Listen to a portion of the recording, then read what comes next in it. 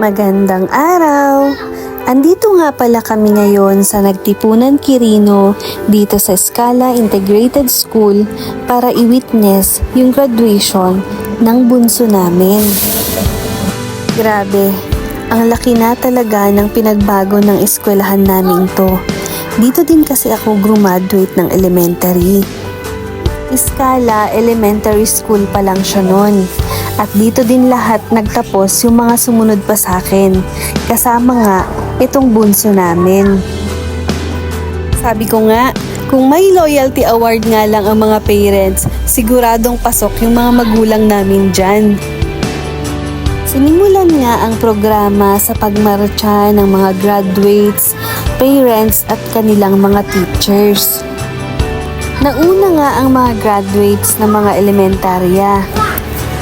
Sinundan naman ng mga senior high school. At syempre, sinundan sila ng mga naggagandahan at matatalino mga guro. Dahil sa araw na to, deserve din talaga nilang ma-recognize. Dahil isa sila sa mga rason kung bakit may mga graduate ngayong araw. At sa parteng to nga, natuwa ako. Ang kailangan mo'y iba'y nahulog kung mayroong pagsubok ba.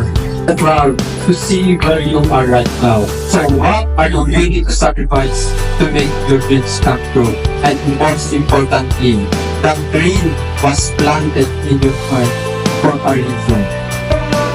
Habang pinagmamasdan ko nga yung bunso namin, hindi ko maiwasang masabi na grabe, ang bilis ng oras at panahon. Parang kailan lang nung baby pa siya, ngayon gagraduate na ng elementarya. The son of Mr. and Mrs. Benny Idol, being an admin of the year.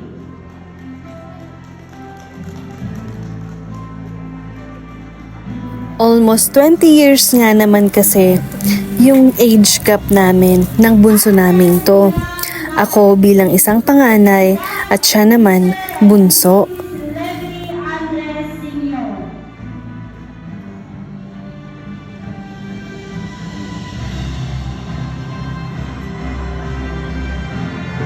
I close my eyes and I can see the world that's waiting out for me.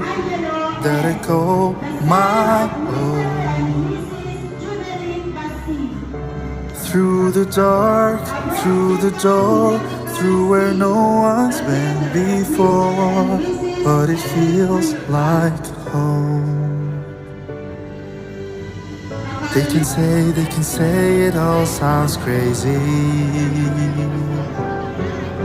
They can say I've lost my mind.